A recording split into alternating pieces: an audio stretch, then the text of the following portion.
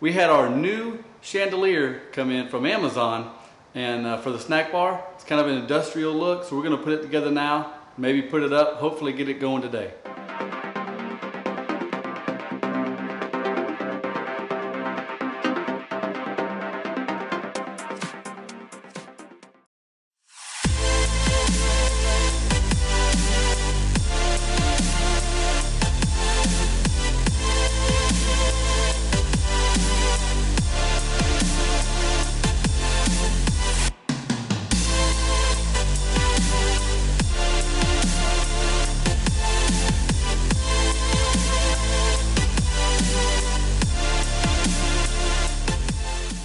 So we have no instructions, but I don't think it's going to be very hard. I'm guessing this is an extra piece, I don't know. Maybe this is for like a flush mount. And this piece here is for if you want to use a chain. We're going to use the chain, give us a little bit of space from the ceiling, give us a little more room to work, I believe. But I don't know, we're just going to try it out, see what happens. Something's probably going to go wrong.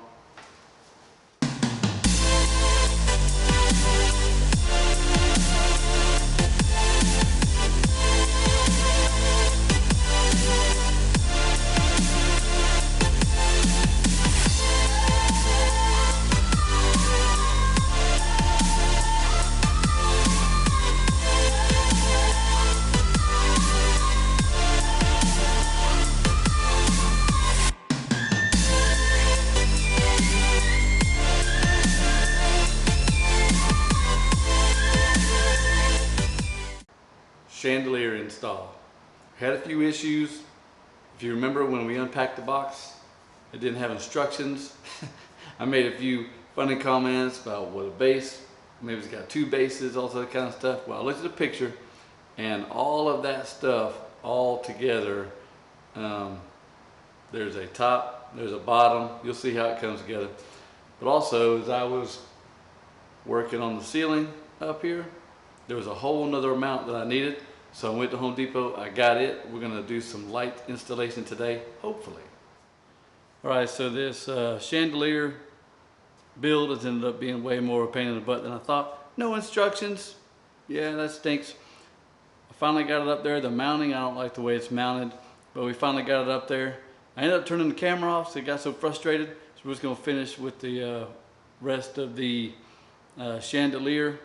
The top, the bottom, everything that holds the light bulbs. I still hadn't figured that out yet, but just have fun watching.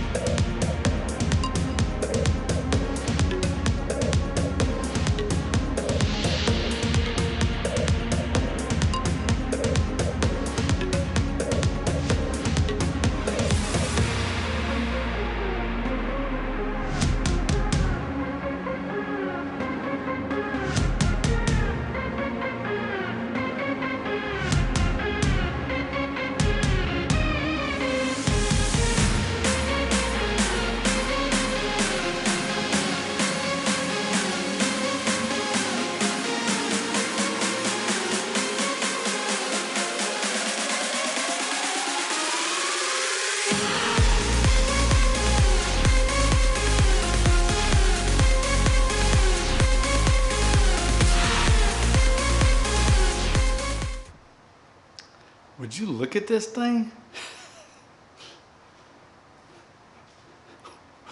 What was I thinking? Hopefully, pain in the butt. Hopefully it looks good when I'm done.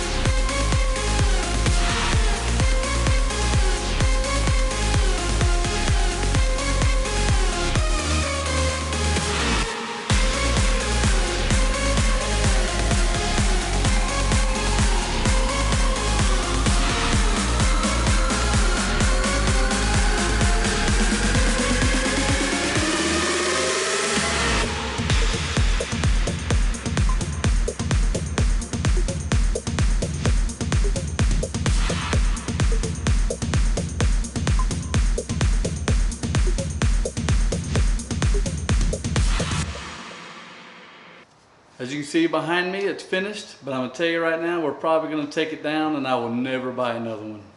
Bad, super pain in the butt, and it's mostly made out of plastic, some pop metal, stuff like that.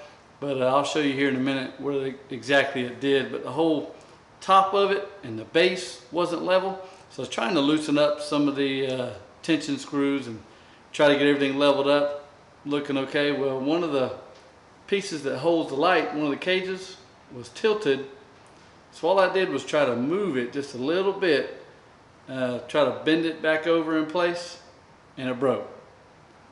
Well, not too big of a deal, I can glue it back on. Now the problem is it pulled one of the wires from inside there, I guess, and now the light doesn't work. So let's look at it. Not too bad. I just don't like the way it looks. I like everything to be uniform, as you can tell. That one, it's tilted to the left, but if I try to correct that like I did this other one, it's going to break. Right there is the one that quit working. All because it's broken. Right there. And that light doesn't work. You know what? You get you one, maybe you have better luck than I did.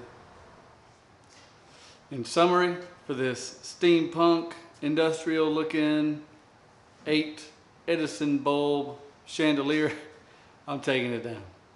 This will be now the second light that I've taken down in this spot that I didn't like, but oh well, they got me on this one. They got me on the last one. I think I'll just go get just some kind of just regular light fixture to go up there. I don't know, we'll see. But even if I fix this one, I don't think I'm going to like it very well.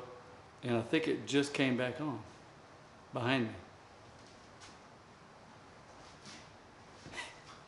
It did. In the middle of me talking in this video, the light came back on.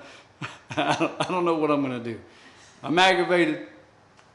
I'm done for today. Goodbye. Believe it or not, the steampunk industrial chandelier saga continues. Okay, so you heard about all the issues that I had. I decided to get rid of the thing, get something different. While I was at work last night on third shift, I decided to look at the picture of that chandelier from Amazon and see if there's something I could see, something I did wrong. Well, I did. I actually put the base together wrong. I had the whole base turned one light fixture or one light socket off. So I decided, well, you know what, maybe I can come back, I can kind of fix it, because we still like the way it looks. It's cool looking light. It's going to match the sconces that we're going to put in the movie theater. So I decided to come back today, see if I can kind of fix it. Got the wire fixed, so the light's working again, that one light bulb.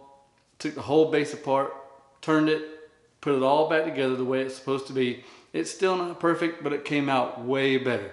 So I really can't blame the manufacturer for me putting it together wrong and then trying to force something and a piece breaking. So right now I've got a piece of electrical tape around it just to keep the tension off the wire. I promise I'm gonna go back and fix it. You don't believe me? I will. I will. I mean, I know a friend should have more belief in me than that. You don't think I'm gonna fix it, but I will. But I'll get some 5-minute epoxy, put it on there, be just like new, nobody will notice it. But now I've noticed another issue. So what I'm gonna do, I'm gonna pan up to it so you can see it, see how it looks. And then I want to show you something else that the lights are doing. I don't think it's an issue with the lamp. I think it's the type of bulb, the Edison bulb. Whenever I move the dimming feature of the smart switch up and down. Let me just show you what it does. So right now it's at 70% brightness. Now if we go to 100%,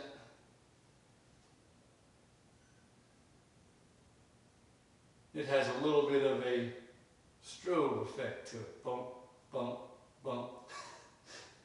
Which, if you know what LEDs, if you know anything about LEDs, they take way less power than incandescent light. But on top of that, they are more of an instant on, instant off type of light. Where incandescent, you can kind of see when you turn the light on, it takes a while for it to power up to get totally bright. Now we're talking less than a second, but you can see it. And then when you power them down, you kind of see the glow going away, where LEDs are instant. So if you have any type of power spike or anything, even alternating current versus direct current, anything like that, that I've been able to notice, even people's Christmas lights. Their LED that's plugged into AC current, I can kind of see a real fast flash. All right, 100% is not too bad. But then take it down to 90%. You can definitely see a strobe effect. Then we'll go to 80%. Definite strobe effect. Still kind of cool. Obviously we don't want a strobe going off when we're watching a movie. But something to look out for if you want to look at this kind of setup. Take it down to 70%. And it goes away. Could be an issue with the switch. I don't know. None of the other lights that we have in the theater have this issue. It's all the same switches and they're all LED lights. So I think it might be an Edison bulb problem. If we go to, when I go to install the sconces, if it does it, those are the same bulbs, then we know more than likely it's the Edison bulbs. Now during a movie, we're going to have it way down dim. That way if anybody wants to come to the snack bar, they can come to the snack bar and get something to eat, refill drinks, whatever, and it doesn't flash. That's not going to be a problem. So the issue just seems to be from 80% to 100%. But we can deal with that. Not a big deal. So there's 100%. We decided to keep it. We like it. We get to save money that way too, because we actually bought something that's not real expensive.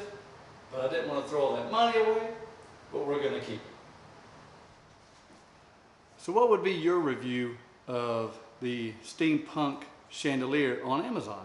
Would you give it 5 stars? Would you give it 1? Would you throw it away? Would you try to send it back? I'm probably going to leave probably about a 4-star rating, because to me it still works. It still does what it says it would do. It's not their fault that I put the thing together wrong. Are there more plastic parts than what I would like in something like that? Sure. But at the time of this filming, I paid $150 for it. To me, it's a good value. I would like a little more robust parts. You know, I didn't pull on that piece very hard and it broke, which tells me I'm gonna have a lot of kids in here. Somebody throws something up there, it's probably gonna break something, probably the bulb more than anything.